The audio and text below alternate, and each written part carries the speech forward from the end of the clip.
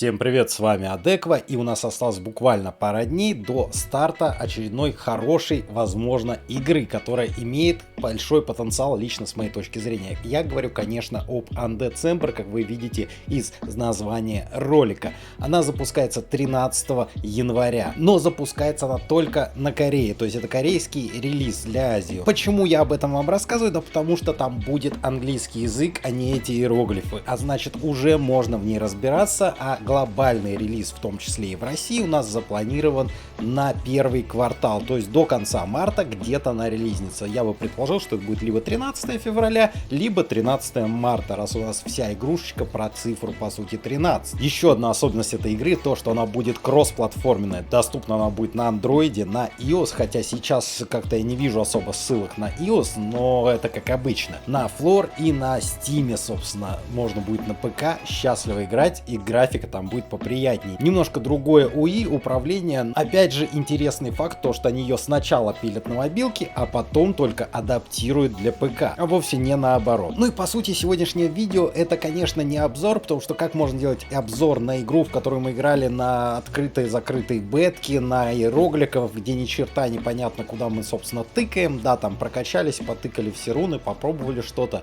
и у нас не было никакого представления о донате, о том, как все это будет выглядеть. И нет, есть оно предварительное со слов SEO разработчика. Поэтому сегодня я просто вам расскажу, что это за игра, покажу из нее карты, расскажу, какие механики в ней у нас ожидаются, какие будут, чем они интересны, чем плохи, что мы знаем о донате и плюсы и минусы его, того, что мы ожидаем. Про PvP аспекты, про PvE аспекты, в общем, про все, что известно на момент до старта игры. А после старта игры я очень рассчитываю, что игрушка будет хорошая и мне удастся в ней пожить хотя бы несколько месяцев, а вообще я бы задержался в ней подольше. Больно сладко выглядит. А если это произойдет, то, естественно, я буду делать по ней гайды, стримы, так что подумай про лайк и подписочку. Но хватит смотреть на мою физиономию, поехали по игрушечке. Я не буду вам рассказывать долго сейчас про сюжет, буквально два слова. Сюжет мы с вами изучим по ходу прохождения игры на стримах. Но вкратце это звучит так. Из небытия появились 12 мощнейших существ, создали мир, населили его живыми существами, видимо, людьми,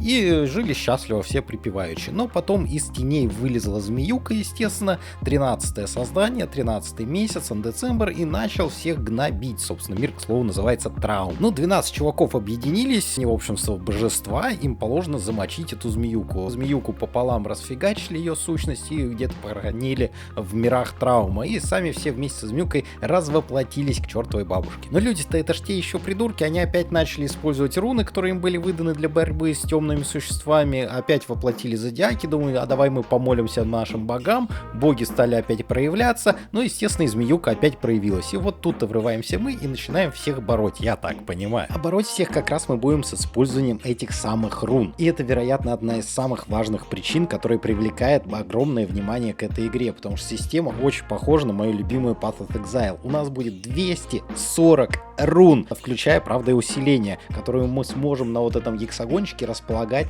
связывать друг с другом, комбинировать. И есть основания надеяться, что с помощью вот этих всех комбинаций, усилений, изменений, взаимосвязей мы сможем создавать кучу уникальных, интересных билдов. Для тех, кто играл в Path of Exile, компьютерную игрушку, могу сказать, что я уже здесь вижу и Toxic Rain, и зомбоводов, и големансеров, наверное, и трапперов. То разнообразие билдов, к которому мы уже привыкли давно, здесь тоже это прослеживается, их можно в новом, так сказать, формате прощупать. Кто не играл, опять же, открыть весь этот мир многообразия для себя, взаимосвязей, комбинаций, заклинаний. Ну, естественно, все эти руны нужно будет качать, а с прохождением сюжетки будут добавляться все новые и новые руны. За пассивные умения у нас здесь отвечает зодиак, наше древо, так сказать, выстроения билда. Три основные статки в центре, которые, собственно, будут определять маг, вы, милишник или лучник, и от них уже в стороны побегут созвездия зодиака, который, собственно, и позволит нам совершать точную настройку нашего персонажа. Там будут бафы ваших магических способностей, бафы уворотов, бафы мили атаки. В общем, все инструменты для того, чтобы построить свой уникальный билд. И да, у персонажа максимальный уровень 100,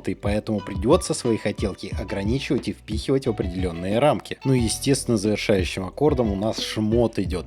Он будет как минимум 3 грейдов, то есть обычный, магический, вероятно, легендарный, не знаю пока название, правильное. Мы будем его выбивать, мы будем его крафтить, можно грейдить обычный в магический, вероятно в легендарный, можно его энчантить, то есть различные у нас будет валюта для изменения характеристик шмота. Добывать большинство из этой валюты мы традиционно будем из разбора ненужных нам вещей, то есть в принципе абсолютно классическая схема. Наверняка будет она гораздо проще, чем в PoE в том же, но не сразу же, как говорится, Вавилон строился. Да и будем честны, я, например, в PoE в том же далеко не все механики крафта знаю. Теперь давайте пробежимся по тому, что же нас, собственно, ждет в игрушечке, в чем заключается контент, геймплей и так далее, какие возможности у нас будут. Обратите внимание на видео, нам показали недавно босс-файты, которые нас ждут. Но вначале нас ждет 10 актов сюжетки. Очень знакомо, не правда ли? Абсолютно классический сюжет. 10 актов. Придется пройти. На корейском релизе, правда, обещали доступным всего 2 акта. Но основной гринд шмота, как я понимаю, ждет нас в хаос данжах. Нам анонсировали цифру в 60 данжей, и каждый такой данж можно будет делать сложнее специальными картами, которые будут добавлять на него определенные характеристики, усложняющие жизнь нашего персонажа.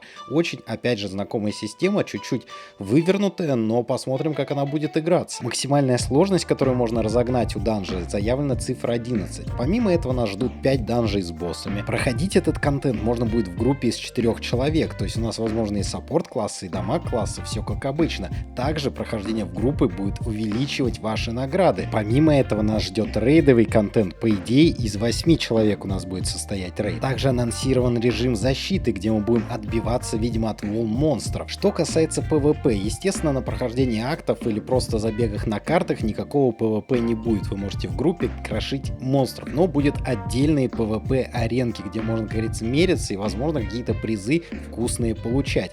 Также анонсирован режим гильдия против гильдии, то есть сражения, батлграунды для гильдии, что делает контент для именно групповой игры особенно интересным. Мне очень хочется на это посмотреть, как это будет отбаланшено. Также анонсировано наличие аукциона, где вы сможете обмениваться предметами, добытыми в бою с другими игроками, то есть прямая торговля. Будет ли передача вещей конкретно просто другу в обход аукциона там через почту или через личную торговлю, у меня достоверных сведений нет, нигде этого не встречал. Если вы знаете, напишите обязательно об этом в комменте. Про добавление нового контента. Разработчики планируют делать это двунаправленно, скажем так, то есть будут добавляться и новые акты постепенно в игру вводиться, ну и будут сезонные обновления, которые просто будут добавлять параллельные механики в игру. То есть разработчики Undecember явно взяли тонну хороших, рабочих, приятных механик из Pathos Exile, на мой взгляд, и с удовольствием будут их использовать. И я надеюсь, что сделают из этого очень приятную, вкусную конфету. Если, конечно, не испортят все донатом. Донат, как они обещают, будет исключительно косметический плюс удобство.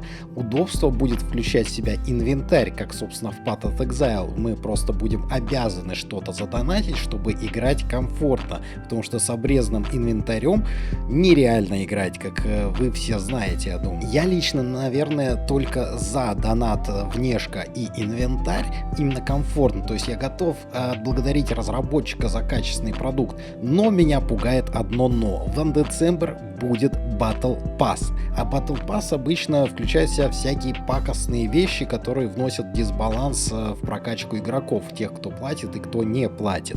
Так вот, я очень надеюсь, что тот редкий случай будет, когда в Battle Pass будут приятные, но не ломающие баланс вещи. Очень на это надеюсь, посмотрим. Давайте подытожим. Все, что я вижу, это то, что разработчики Diablo мобильной и Path of Exile мобильного очень долго тянули кота за все возможные части тела. И тут корейцы, просто взяв лучшие механики из всех диаблоидов, врываются на рынок. Конечно, они не отожмут ПК рынок под себя, но рынок мобильный и отожмут совершенно гарантированно. Причем отожмут его даже если испортят игру донатом, но я надеюсь, этого не случится. А что думаешь ты? Расскажи свое мнение в комментариях, обязательно это поможет и продвижению видео, и мы с тобой сможем пообщаться. Или даже залетай в Discord, там сделаю сегодня раздел под эту игрушку и будем врываться на Корею с английским языком, смотреть, что там у нас есть, разбираться в игре и готовиться к врыву на нормальных глобальном релизе. Ну а пока всего вам доброго.